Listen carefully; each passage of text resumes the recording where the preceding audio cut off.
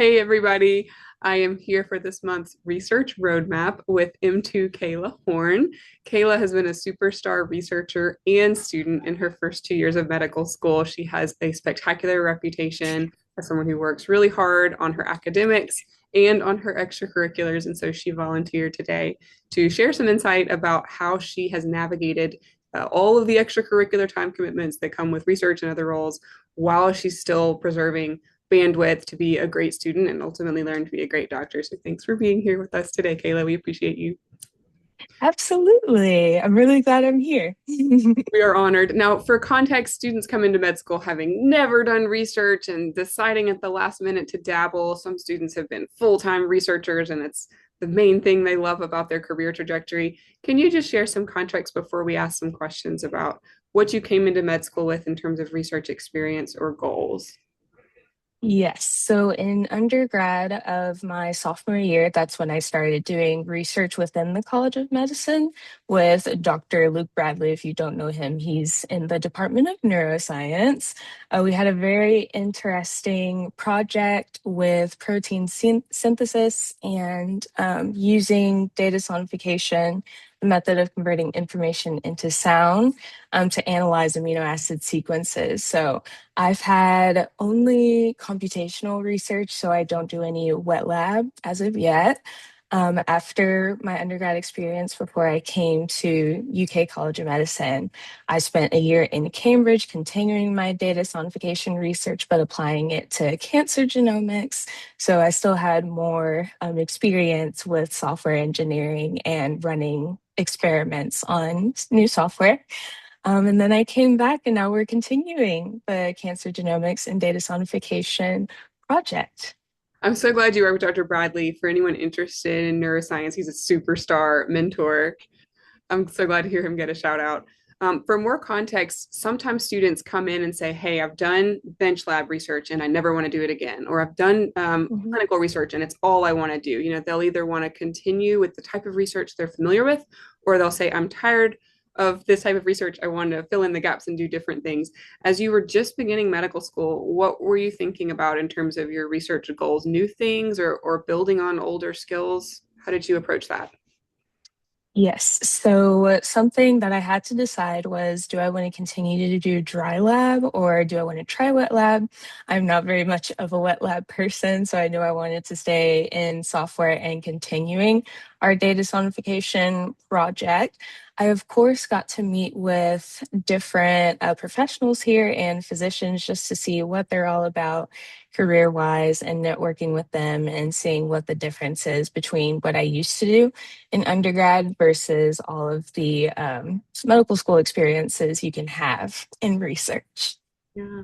And then again, I would never hold an M1 or an M2 to this, but if you had to predict, are you a student who wants to do research in the long term? You're focused more on research in the short term, maybe for competitiveness for residency, or how do you view this skill set in terms of the rest of your career?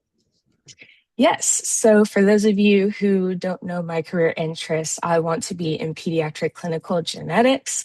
Ever since I discovered my passion for research, I've decided that is a huge portion of what I want to do. So, I'm really interested in being a physician scientist, but I also really love the patient aspect of it. And luckily, pediatric clinical geneticists get a lot of both. They get a good amount of clinic time, but we also have so much free time that we can do research, we can teach, we can mentor. We just have a lot of opportunity to just have lifelong learning. I love hearing you say we, like you can really envision yourself in this field already, and it's got to take so much weight off your shoulders. Sometimes I feel worse for students who haven't found their passion yet and they're trying to figure out, how do I pick a research project without really knowing what I want to do. When did you discover that PEDS genetic interest? Absolutely. So this was actually several years ago when I started undergrad in college. I took a course where we were required to shadow a specialty of our interests. So I got to shadow a genetic counselor who was working at Kentucky Clinic for peds and whatnot. And after I shadowed, I realized that's exactly what I want to do for the rest of my life. But I also do want to have that MD degree, and I do want to be more involved in patient care and just caring for them in any way I can when it comes to applying genomic medicine. And so that's when I started going for Very cool. pediatric clinical genetics. And this is a great example, students, of how you cannot compare to one another because a student like you, Kayla, who's known what you want to do for a while and had a lot of research in that area, might sound so much more sure of where you're headed and what you want to do versus a student who's coming in completely undecided. You're both going to end up in careers you love. I would not, it's an apples to oranges sort of comparison. Let's speak broadly for a minute. What are the benefits of research involvement? And again, thinking different types of students. In your case, you're building skills for the long-term students interested in academic medicine or careers where they're going to do research. It's probably worth your time to learn things that you'll be doing in 20 years. What are some other advantages to research involvement, especially maybe for students with different career goals? Absolutely. So, one big benefit of being in research in medical school, it enhances your time management skills. I wasn't always the best at multitasking really important things. And so, through research, I knew I had to be good at balancing class, but I also needed to have some time where I was doing research. So, through a lot of trial and error and different planning systems or apps or planners and things like that, I finally learned how to truly manage my time while also integrating new things that I'm interested in that can pop up. I would also say that research gives you good practice in reading the literature. So, regardless of what you do as a physician, you're going to come across a patient where you want to learn more about their condition, or say that there's new research on a treatment plan for them, or a case study where it kind of matches your patient. With research, you get used to reading research articles and finding out what you need to know to continue your project. So you're getting kind of an early taste of what you're going to do as a physician. And another big one that actually helps me whenever I'm studying is research teaches you how to figure out the why to everything. And in order to do well in your classes and exams, you have to fully understand pathophys or how a condition came to be, things like that. With research, is kind of the same thing. You can't just know, oh, hey, my patient has the symptoms, so she has this genetic mutation, for example. My PI would be like, great, why though? And so you just get a lot of practice with figuring out the why so you truly understand things. I love that you can highlight those broader benefits. Not that everyone's required to do research, but I would hope every doctor knows how to read a full research paper. We talk all the time about my daughter, the type 1 diabetic, and I can tell someone who went to med school 20 years ago and got a type 1 diabetes lecture from the 90s, 2000s, and hasn't read a paper since then, their knowledge is completely out of date because that and so many other diseases management has changed so much. So I love that emphasis that you have that, this is sure this is CV building and stuff, but this will make me a better doctor, a better clinician. It also makes it less likely you're going to phone in a project. And when you get to the residency interview stage, they can tell if you've just phoned something in to put it on your CV versus actually wanting to build a skill or learn about something. Let's talk Mhm. more about time management because a lot of times students aren't sure how to operationalize research on their CV or in the interview process in the next few years of training. I could absolutely see you in a residency interview in a couple of years and someone saying something like, what was a challenge you had to navigate during training? Or tell me about this manuscript. And you can say this experience is how I learned how to juggle many different responsibilities, which I'm going to turn around and do really well for you if you take me into your residency program, right? It's as simple as that. So short and Yeah. long-term benefits. Okay, that's beautiful.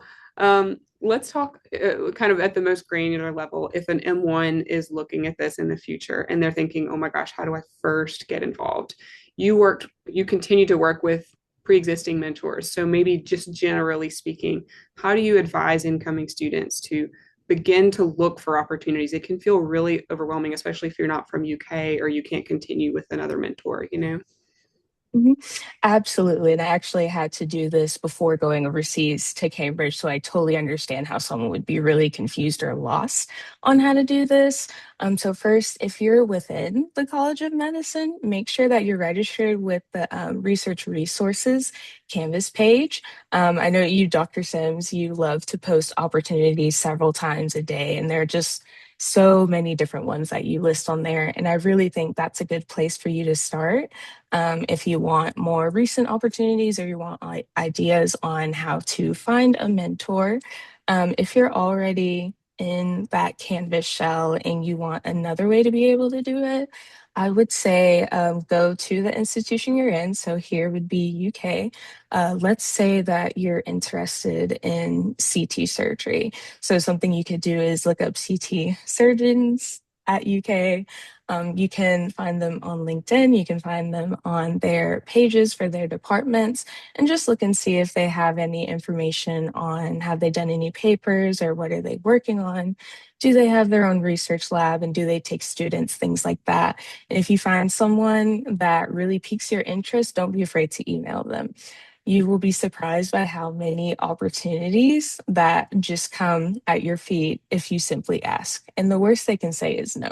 And if they do say no, which I have also had happen before, that is okay. It is not a reflection of you. It just means that's not the right opportunity for you and something even better is waiting for you.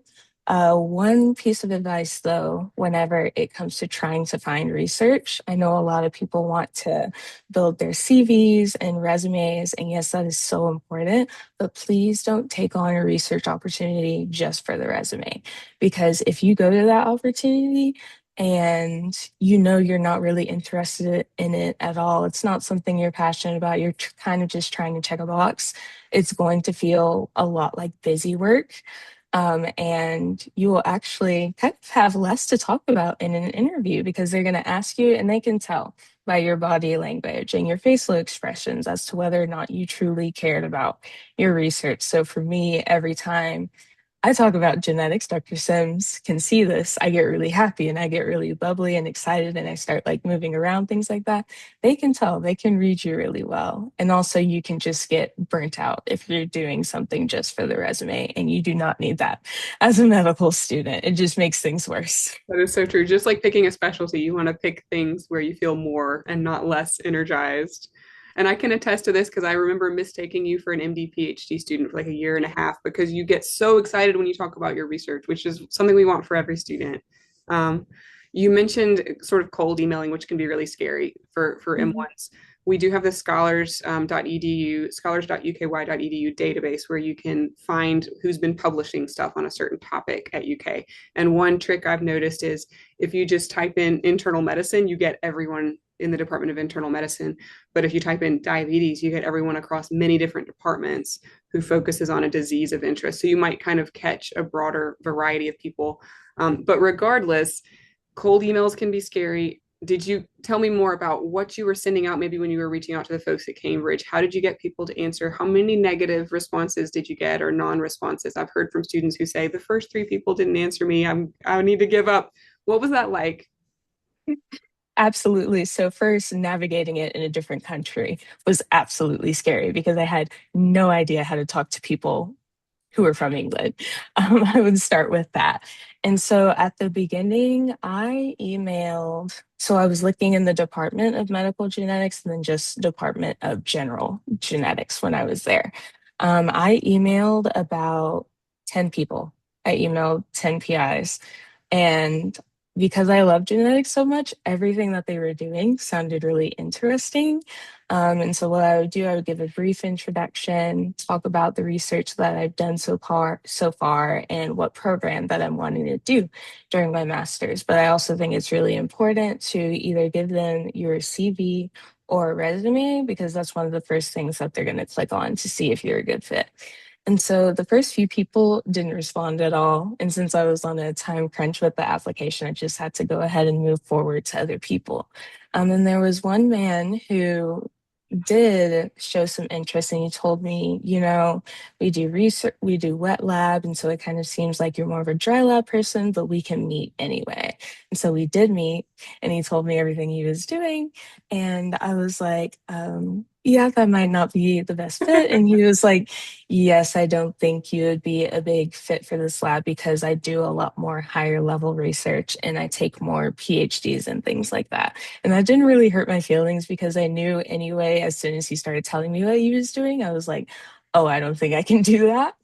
So I emailed a few more people about that, and that is how I met up with Dr. Serena Nixonell. If you don't know her, I'll nerd out for a minute. She's the woman who discovered and proved that mutational signatures in cancer are an actual thing and they do matter. And that's just patterns of mutations in the genome. I will not get into that because I will turn this into a dissertation. You know, this But is this is great insight though, because even here at UK, we have, especially kind of in the PhD and the bench lab world, we do have faculty who aren't clinicians. They don't work with med students a lot, and you might have found your way to them and said, "Hey, can I work with you?" And they don't know the schedule. They don't necessarily. They might say, "Hey, you can come every Friday from 8 a.m. to 8 p.m." And you have to say, "Here's my bandwidth. Is this enough to be able to help you? And here's my skills. Is this a good fit?" So I'm proud of you for knowing what wouldn't be a good fit and walking away. I'm sure in the moment it was scary because you're hoping something else works out, and then something else worked out so beautifully. So you do get someone to answer. It's okay to kind of have that conversation before you actually commit to something. Um, yes. Okay, and one other caveat on searching for people here at UK, the scholars.uky database and the departmental databases are amazing. I have noticed that some early career faculty aren't really in the scholars database because they haven't published a lot yet, but that doesn't mean they don't have chart reviews, case reports, QI projects, maybe smaller or earlier stage projects. So that would be one reason to look in the department database and cold email someone whether they've published a lot and showing up on Mhm. scholars or not. I feel like some people might be invisible if that's the only place that you look. Okay. Um, Definitely. Now, before we talk about kind of how you've navigated research, can you share a little context? When did you jump back into research after beginning medical school? Like how many hours a week? And then in the summer between M1, M2, and then now throughout M2 year, what's your amount of involvement looked like over time during medical school? Absolutely. So, whenever I first started fall, we had anatomy and foundations. I heard recommendations from M2s that you do not want to start research until at least the spring semester of your M1 year. Technically, I could have went ahead and started research because I had new goals and we had new proposals we wanted to publish, things like that. But my PI here, he knows I'm stubborn and he knows that I like to work really hard all the time. And he was like, Kayla, I am not allowing you to start research back with me until spring semester. So I literally could not do any, which was a lifesaver. That saved my life. And that's how I ended up doing well in those courses. Those are your foundation of med school. Do not try and do research as soon as you get here. And so what I did, spring semester, I first weighted a class, so heme lymph. I wanted to see how systems courses were in terms of studying as opposed to foundations and anatomy because that's going to be different. And that let me kind of figure out, okay, how much time can I dedicate to research and what can I do? So I started out every other day. I would spend about an hour or two on research. But of course, when we get to those harder systems such as neuro, I had to take a little bit of a break for a minute. And Dr. Bradley, he completely understood. He's in the Department of Neuroscience. So he knew it was going to be really hard for me. So he was super patient and he actually didn't pressure me at all to do any research. It was strictly whenever I had time and when I wanted to come to a lab meeting, I could come. But if I was really busy, he'd understand. And so the very end of the spring, unfortunately, we don't have the PSMRF program anymore, but that is something that I actually got to start during the summer. So once classes ended and I had my little summer vacations and things like that, I officially jumped back into research. We didn't start continuing our project yet. We actually focused on writing manuscripts and starting literature reviews and working on how to publish a paper because I've never published anything before, but Dr. Bradley really wanted me to be able to because I have so much research experience. So it's something that I could talk about.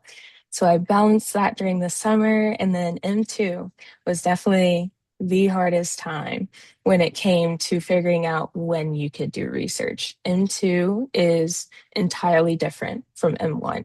If they say it's like M1, they are lying to you. Do not believe them. It is completely different. Your material, I don't want to scare you, but your material is 10 times harder. And you might have to switch up studying methods. That's something I had to do. So, if I'm being completely honest, I did not do any research for at least the first month and a half or 2 months because I just could not figure out how to do well in class. And so that's when I met with academic advising. I talked to her about my worries with, I really want to start on research, but I'm still kind of struggling in these classes. Do you have any tips? And she helped me create a schedule and new methods. And it was just like a breath of fresh air once it started working. And so I realized that something that I needed to do was just commit to about 1 hour of research each day before I start on class content. So it's kind of transitioning me out of class because I'm a person who goes into class. I do about an hour of research, so I'm doing a little bit per day. And that actually helps me be a lot less stressed. And so I'm cramming less. There were times where I had to step back and focus on class, or if there was like a really tough exam coming up, then I needed to take maybe about a few days to a week off from research just so I could catch up again. But with my PI, he was very understanding with what I had to do. And since I've been working with him for 5 years now, he knows that eventually I get it done, which is really sweet and really helpful. And I make sure to communicate with him when I plan on finishing a manuscript or when I plan on submitting this abstract applications, things like that. Communication with your mentor is key. So that's actually how I figured out how to do it in two. I love that advice, especially as you say, because most people won't have known their mentors that long. And I do hear Mhm. from disgruntled faculty once in a while who say, the student ghosted me. It is absolutely okay and normal if you get busy academically. But there's a big difference between going radio silent for months and then sometimes students will email and say, "Hey, doctor, I'm ready to work with you now," and the faculty mentor has moved on. They thought you weren't interested versus it sounds like you were in very frequent communication with your mentor and probably saying, Mhm. "Hey, these next 2 weeks, this next 3 weeks, whatever, I'm not going to be able to help." Any tips on just maybe with mentors you don't know quite as well, how frequently Mhm. you should communicate or how you communicate to say, I need a break or I need more flexibility? Absolutely. So I had to do this both at Cambridge because Serena was very new to me, but I also had to do it very recently because I got a second PI for child neurology. And so something we had to establish in the beginning was okay, how often, based on our schedules, can we meet face to face or on Zoom, or should we communicate? And that strictly will depend on your PI. So, Serena, for example, she's very big in Cambridge, so she's extremely busy. So, something that she did was she sent me a link to her Google Calendar. It had all of the times where she was available and what she was going to be doing at certain times. And she said, honestly, Kayla, you're a grown adult. You are here. You meet with me when you want to meet with me. I know you're responsible. So, as long as you get it done and you don't send me your dissertation the night before it's due, we'll be fine. And so I made my own deadlines for Serena. So there was that. But with Dr. Tupin here, he has a little bit more of an open schedule. So something we do is we create deadlines together. So for example, we're working on a case study and we want to present it at a conference, a child neurology conference. And this was around this time when I was finishing a national fellowship application. My original due date was a Friday, it was right after the deadline for it. And I knew that I wouldn't be ready to have the case study abstract complete. So I would say a few days before our scheduled meeting, I emailed him and I was like, "Hi, Dr. Tupin. I see and I know that we have a meeting for this abstract, but due to the responsibilities of this fellowship application, I don't think I'll be fully prepared. So could we move it to sometime next week?" And he immediately replied and he was like, "Absolutely, let's do next Friday."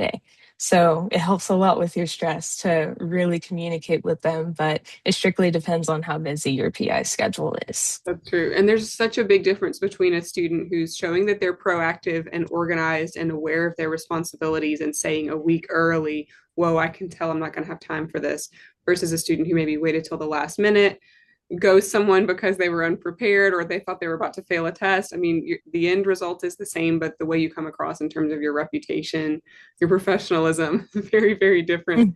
I also should pause and say here that Kayla's doing more research time wise than probably the vast majority of students. That's why she's here talking to us. She really loves research, but your strategies are universally applicable. So people may not be doing an hour of research a day in M2, but they may be doing an hour with service commitments, leadership commitments, all of their extracurriculars combined, or maybe just 30 minutes. I think all of your advice is applicable, but I wouldn't want anyone to think that they have to do quite that much.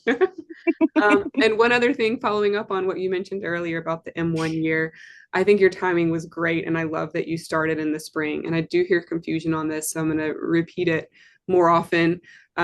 Networking during the fall of M1 year is a great idea. You can be sending emails. In your case, you didn't need to do too much of this because you had a mentor lined up.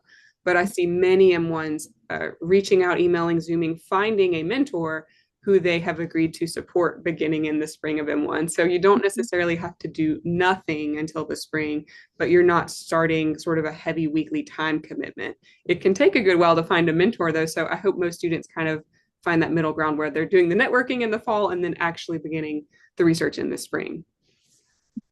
Okay, Yeah. let's move on to some more nuts and bolts of how things have gone with you.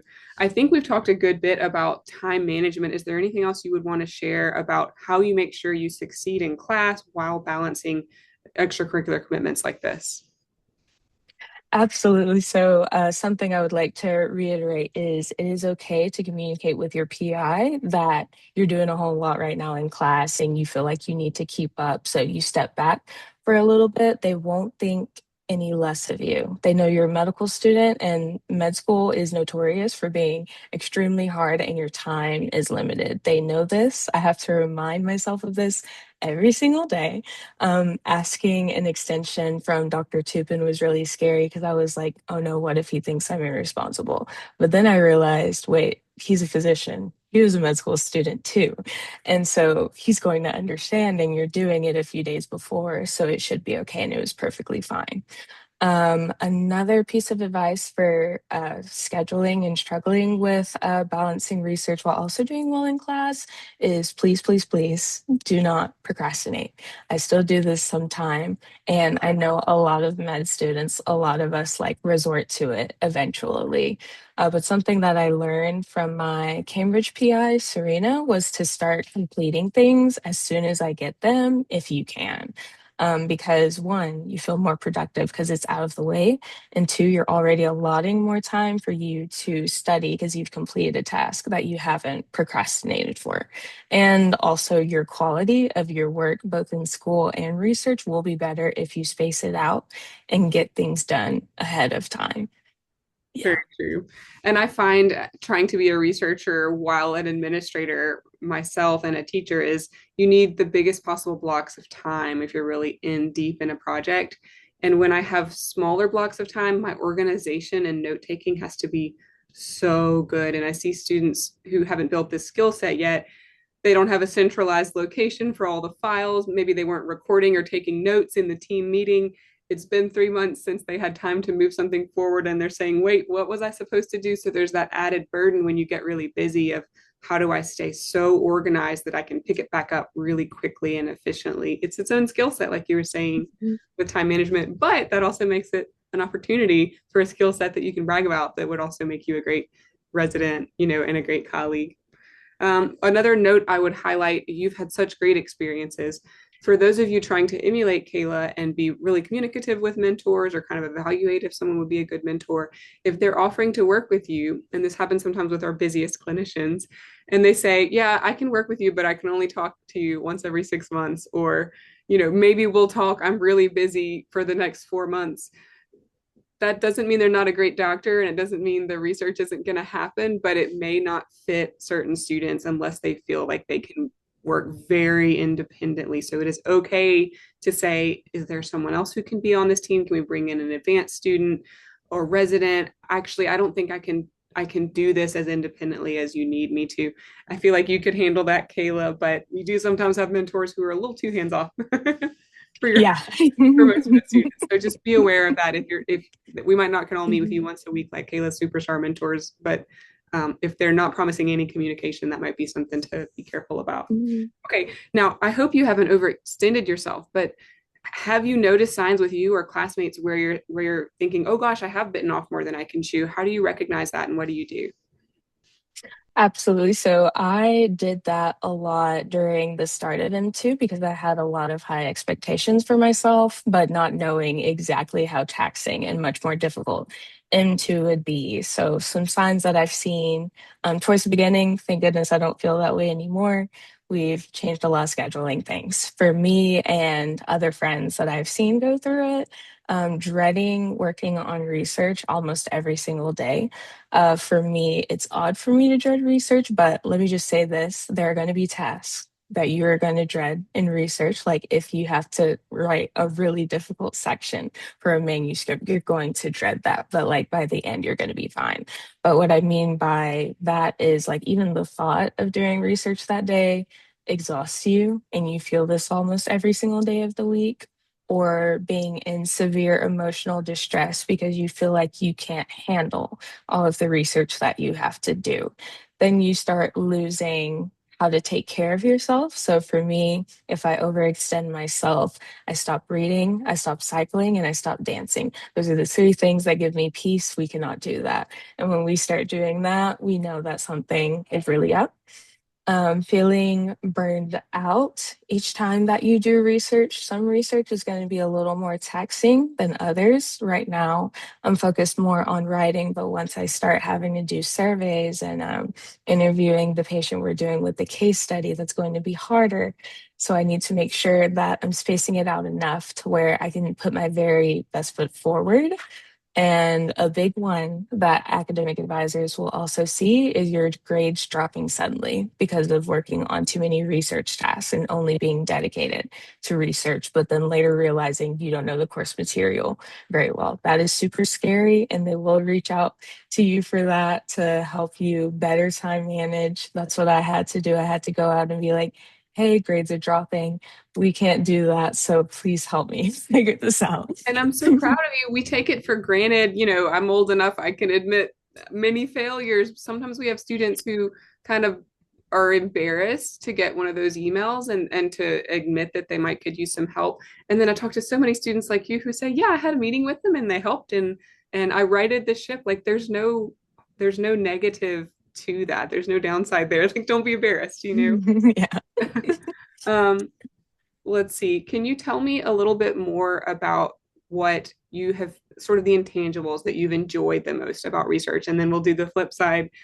It is a good reality check. There are things you're not going to enjoy. What are the things that have maybe been the most challenging? So starting with the things that have been most enjoyable. Oh, yes. So the most enjoyable part to me is constantly learning. For me, I love, love, love to read. I asked a lot of questions growing up. And so my parents would be like, you know what? Here's these books. Here's a gift card to the bookstore. Please divert your questions to the books.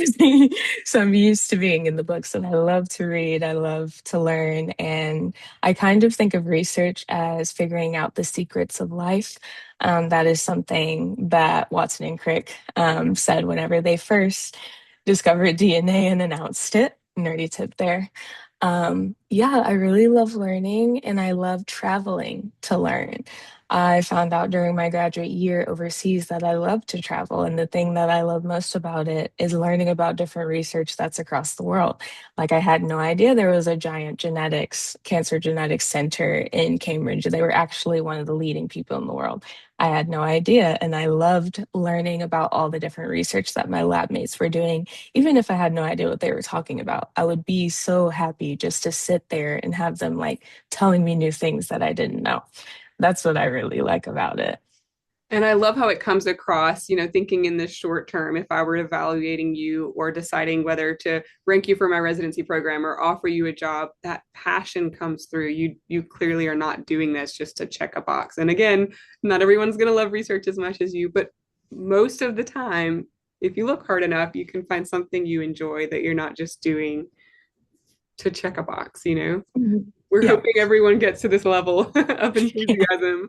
Kayla, I'm so happy for you. And then again, thinking of where it's not all roses, like what are kind of the hardest parts for you? So one of the biggest parts that I struggled with for the longest time, and I still do occasionally, is feeling like you're not enough in general. And so in medical school, we come in as these perfectionists. I'm going to get all the good grades. I'm going to do all the service hours. I'm going to do the biggest and best research, things like that. And sometimes you're going to have stuff in research that doesn't work out. Like you might not get an opportunity, you might not get accepted into a program. And you might do not very well on a test because you were more focused on research. And so the constant mental battle trying to have a growth mindset instead of a I need to be perfect all the time or I need to be better, I'm not good enough. And so I need to start sacrificing like anything that is outside of school and research. That mental battle is the hardest, which is why it is a very good idea to access therapy resources if you can. I am in therapy, and let me tell you, my therapist, I love her. She has been so helpful. I talk about the struggles of research in class all the time. And so she gives me a lot of new feedback or ways that I can cope with everything. But it is a mental battle. Sometimes you're your own worst enemy, and that's definitely something for me. I love hearing you again sound so proactive. I could see a struggling student saying, I don't have time for therapy. I don't have time to be with academic success. I gotta tell my research mentors I don't have time to work with them. And then you're kind of left with no support and with none of the extracurriculars you wanted. Whereas you've been in the busiest year of your life making time to go to therapy, time to do these extracurriculars. That's hard. That's a Very, but ultimately you're saying it makes you more successful even though it is more time consuming, which is hard for people to wrap their heads around. yeah. Yes, you have to be well mentally in order to be able to perform at the level that you want to. If you sacrifice your mental health, you won't last very long in medical school. True. And going back to something you said a few minutes ago, I really need to emphasize this infinite times. We often have students who struggle academically, and then they think, well, I'll do more research or other extracurriculars in order to make up for it. I'll stand out due to my research versus my academics. And it just isn't enough. Your academics matters most, both in terms of you being a good doctor, but also it matters most for residency evaluation. They absolutely care more, as they Mhm. should, about your clinical training and your preclinical performance. I'm glad that Mhm. you have innately recognized this, but I could see how it would be hard to say, oh, I've got to double down on academics and set research aside versus, oh, I'm struggling with Mhm. academics, but research is easier. So I'm going to go do more Mhm. research and hope the scales balance. Exactly. And going off of that vein, if you're ever thinking, oh, as you said, I'm going to do more research to make up for it. And then the people who are interviewing me, they'll see that I was like doing another thing. So that's why my grades are the way they are. If you think about it, if you're doing research within the College of Medicine, you need to know the medical knowledge that they're teaching you in class. So, as an example, I worked really hard in neuro because I knew it was difficult and I didn't understand it very well. So, I had to study a lot. And that was PI found out about that and was like, hey, can you do a literature review on the neuroscience of learning? You want me to do a neuroscience review? And so, because I was able to learn something really well, I was able to actually show that on a piece of work. And I had the neurogenetics opportunity come up. And because I studied so well for neuroscience, I can now apply what I know to something that's really cool. I never even thought about doing neurogenetics, but any research that you'll do, you're going to need the lecture material knowledge in there. So you can't really understand your research very well. if you don't know your class material well. It's just not how it works. And it's such a mature and smart strategy to say, I'm going to lean in on the thing that's hard and get better at it and kind of fill that gap versus I'm going to avoid the hole in my education or the weakness and go lean into the thing I enjoy more, short-term gain, long-term pain. So I love this Yes. example for you. Now we don't have much more time, but I do want to hear what are some milestones you've hit since beginning medical school? Again, you had some great research experience prior, but things you've done for the first time on the research front in medical school and how that worked. What were some of the cool moments for you? Yes, of course. I've had a lot of really cool things happen, and it just makes everything come full circle. Recently, back in last October, I went to my first national genetics conference, and honestly, that was the happiest I've ever been. I never thought I would be able to present something that I had just presented, like for the first time. And while I was there, my Cambridge lab mates actually came to surprise me because they heard I was presenting. So it was just really sweet to see them. And they were checking on me for med school, and I was seeing what all they were doing. Something that's really rewarding for me that I get to do in the lab is mentor students. And so my PI for the neuroscience literature review, he said, "Oh, by the way, I want you to teach two undergrads how to do it too. So this will be your paper, but you're also leading it with two other people. Good luck." And I was like, okay, I have no idea what I'm doing, but I'm going to do my best. And so navigating that, super hard, but really fun. I'm going to have to be able to teach and lead other people later in the future. Of course, networking with Dr. Zarati. If you don't know him, he is one of the medical genetics clinicians in Kentucky. We have very little of that. And he talked about me to Dr. Tupin, and Dr. Tupin reached out to me and said, "Hey, I have a neurogenetics case. Would you like to meet and hear more about it? And then can we do it?" And I was like, "Of course." And I kid you not, he started talking and I started tearing up immediately. I am such a nerdy person. He was telling me about this research, and I was like, this is literally exactly what I want to do. Thank you. Thank you so much. And one more thing, actually, my PI and two other mentors in our lab, they recently do have a UK Now story about what they're doing with data sonification and sciences. So that just came out, and the university does want to talk to me to talk about my story from the medical perspective. So I'll be able to talk about that and mention UK College of Medicine and how they've been helping me do research. And it's just really nice to go see people and help people with research and just show what we've been doing for the past 5 years. That is so full circle. That is so beautiful. And I love that you're ending with the emphasis on you kind of becoming the senior, not the faculty mentor, but a mentorship role. And we sometimes see students who jump in and then they hold so tight to their project and they're the boss and they're the first author and they're in charge for 2 or 3 or 4 years. And then it just kind of dies or goes away when they move on to residency versus a student like you who's working with upcoming near peers. There may be a point when you're giving up a first or a second authorship for someone who you've trained, but there's so much to that as well in terms of your role maturing and helping others. And I just love hearing the students that are able to recognize the value in that and not just try to say, what's everything I can get for myself versus Yeah. passing it on and ultimately making the research, which is what should matter, right? More Mhm. successful Yes. than it would have been. I'm sure your mentees are very grateful for all that time. Oh, thank you. I really love working with them, and they're so fun and an absolute joy to be around. And I see them in the College of Medicine for different undergrad classes that they have. And sometimes they're like, "I know you're having a hard time. Do you want a hug?" And I'm like, "Man, thank you." That's so beautiful. And yeah, it gets harder. And so they're helping you too, right? If you're trying to do everything yourself, we see this often. M2s, Mhm. M3s are just at a snail's pace because they won't accept help or tell their mentors they need help or bring in a near peer. And so they're just barely moving a project forward. Whereas if you can take the time to train a mentee and then they are going to move things along when you're at your busiest stage, it helps you too, very symbiotic. It does. And I would say one more thing before we end. It is perfectly okay to ask your PI for help. I cannot tell you the amount of times I have asked all my PIs for so much help. And they appreciate it because you're being proactive and you're trying to learn and things like that.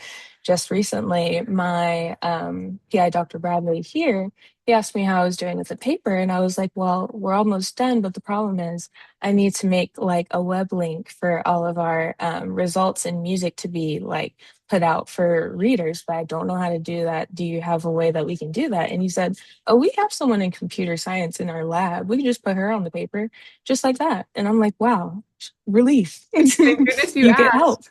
Yes. A great example. Any of these, if it's an expertise you don't have, you probably don't have time to gain it while Nope. surviving medical school. Go No. find someone who has that expertise, maybe share the authorship, and your project moves on. Very smart. Exactly. I Yeah. love how you approach all these strategies. Thank you so much for taking the time just to share insight. Kayla's one of our med mentors, so you can reach out to her via email at any time. She's graduating from the M2 role, but she'll be available via email for the next 2 years, I hope, Kayla. Can you Yes. can you say your email address for anyone who stumbles across this video a little later? Absolutely. So my email address is kvho224 at uky.edu. I promise you're never bothering me. I love talking to you guys. So, Good tell. Thank you so much, Kayla. We really appreciate your time. of course, thank you for having me. All right, bye. Bye.